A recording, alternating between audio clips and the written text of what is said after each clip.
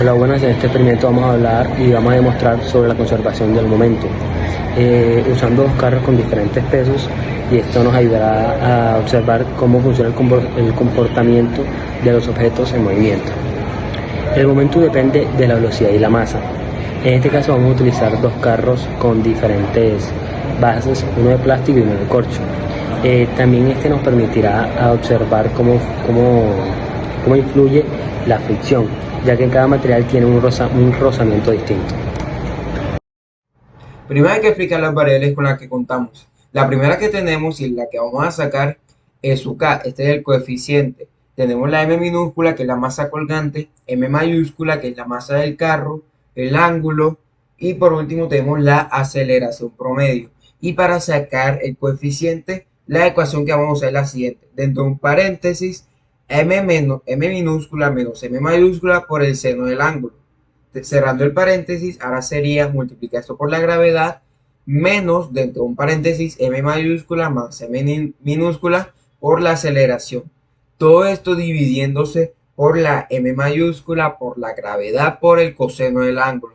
Después realizar este proceso en los casos del corcho, que sería 0,085 kilos de la masa colgante y 0,093 kilos del carro, y la aceleración promedio sería un total de 1,37 metros por segundo cuadrados, y el ángulo, que es estándar tanto para el corcho como para el plástico, de 3 grados, nos daría que el coeficiente es de 0,59, mientras que en el caso del plástico la masa colgante es de 0,04 kilogramos y la masa del carro es de 0,094 kilogramos, y la aceleración promedio sería 0,55 metros por segundo, nos daría que el coeficiente es de 0,29.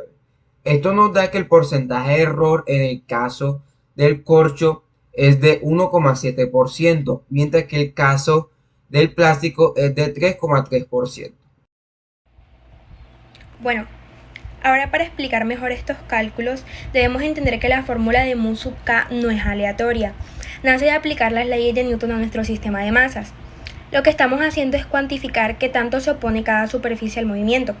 Por ejemplo, el origen del numerador, que sería la parte superior de la fracción, representa la fuerza de fricción neta.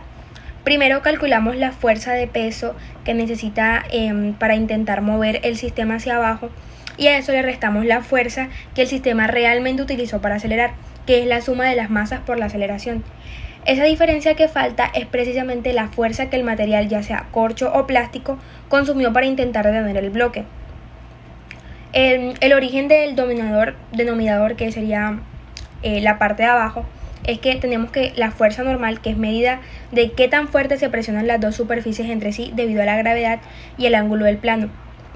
Al dividir la fracción que hallamos arriba entre esta fuerza de apoyo, obtenemos que el coeficiente, que es un valor que describe la rugosidad propia de cada material independientemente de su peso, nos determina que al aplicar todo esto vemos que el corcho nos dio 0,59, un valor alto debido a su textura porosa que genera más agarre y por ende más fricción, que el plástico, que al ser más liso nos dio 0,29, casi la mitad de resistencia, con márgenes de error muy bajos del 1,7 y 3,3%, que esto nos confirma que el experimento fue exitoso y que la teoría física explica perfectamente el comportamiento de estos materiales.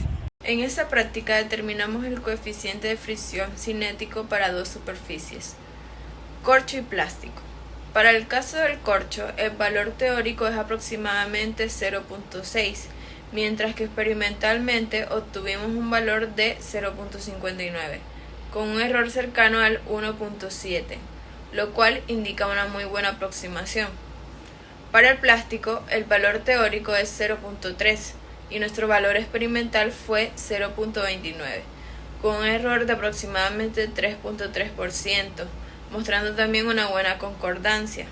En general, los resultados obtenidos son bastante cercanos a los valores teóricos, lo que valida el procedimiento experimental, aunque existan pequeñas diferencias debido a factores como la fricción en la polea, irregularidades en las superficies y errores de medición. ¿Por qué el coeficiente de fricción estático no permanece constante en varias mediciones? El coeficiente de fricción estático no permanece constante porque depende del instante exacto en el que el objeto está a punto de comenzar a moverse. Este punto crítico es muy sensible a pequeñas variaciones experimentales. En cada medición pueden cambiar factores como la rugosidad microscópica de la superficie, la presencia de polvo o impurezas y la forma en la que el bloque está apoyado sobre el plano. Además, existen componentes de error humano al determinar el momento exacto en el que inicia el movimiento. Por estas razones, el valor experimental de los coeficientes estáticos puede variar ligeramente en cada repetición. ¿Qué efecto tiene el área de la superficie y el peso del cuerpo en el coeficiente de fricción estático? En el modelo teórico, la fricción y el área de contacto no afecta el coeficiente de fricción estático, ya que este depende únicamente del tipo de materiales en contacto y no del tamaño de la superficie aparente. En cuanto al peso del cuerpo, este se influye en la fuerza normal, lo que aumenta la fuerza de fricción total. Sin embargo, el coeficiente de fricción estático se mantiene aproximadamente constante, ya que es una propiedad del par de materiales. En la práctica pueden existir pequeñas variaciones debido a deformaciones de la superficie, cambios en el área de contacto. Error porcentual del coeficiente de fricción estático. El error porcentual del coeficiente de fricción estático se calcula como el valor absoluto de la diferencia entre el valor experimental y el valor teórico, dividido entre el valor teórico y todo eso multiplicado por 100. Esta fórmula nos permite determinar qué tan alejado está el resultado experimental del valor esperado. Un error alto indica que existen desviaciones importantes en el experimento, mientras que un error bajo indica mayor precisión en las mediciones. ¿Qué efecto tendrá la polea en la precisión del coeficiente de fricción dinámico? La polea afecta la precisión del coeficiente de fricción dinámico porque no es un sistema ideal. Presenta fricción en su eje y puede generar pérdidas de energía durante el movimiento. Esto provoca que la tensión en la cuerda no sea completamente constante, lo que altera la aceleración del sistema y afecta al cálculo del coeficiente de fricción. ¿En qué dirección actúa la fuerza de fricción cinética? La fuerza de fricción cinética siempre actúa en sentido opuesto al movimiento relativo entre las superficies de contacto. Es decir, si el objeto se mueve hacia abajo por el plano inclinado, la fricción actúa hacia arriba. Y si el movimiento es hacia arriba, la fricción actúa hacia abajo. Su función es oponerse al deslizamiento del cuerpo. ¿Cuáles podrían ser las posibles fuentes de error?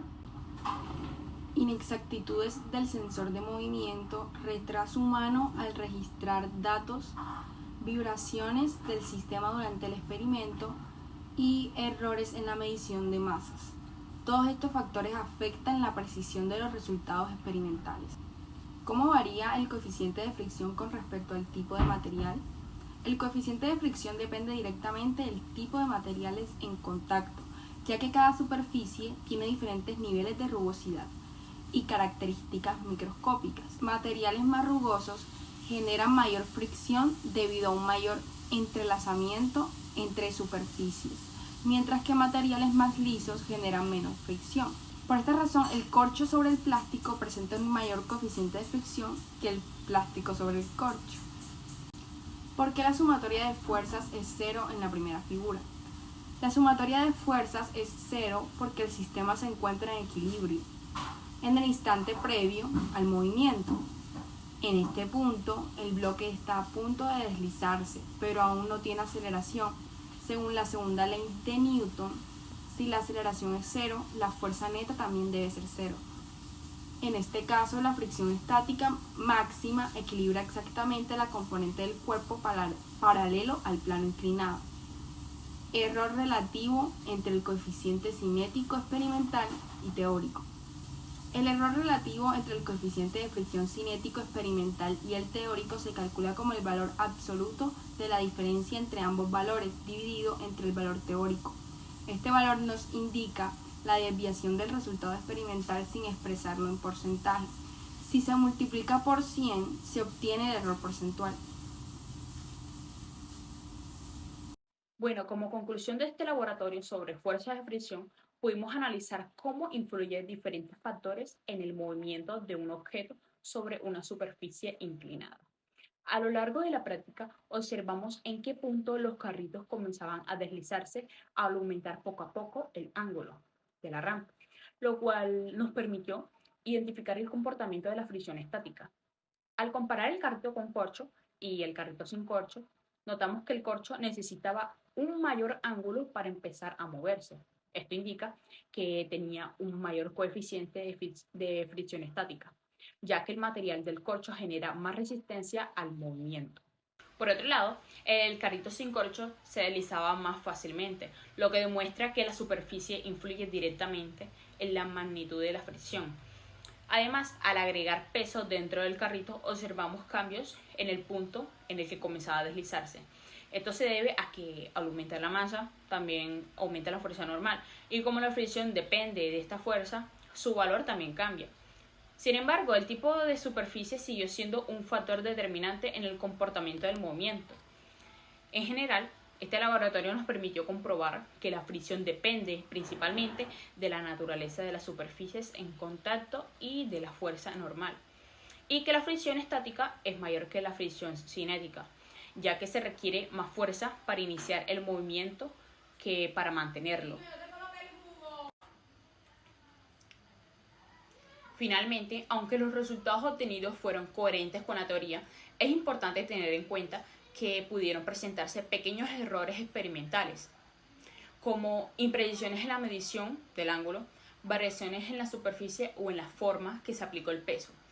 Aún así, la práctica fue útil para entender de manera más clara y experimental el comportamiento de las fuerzas de fricción.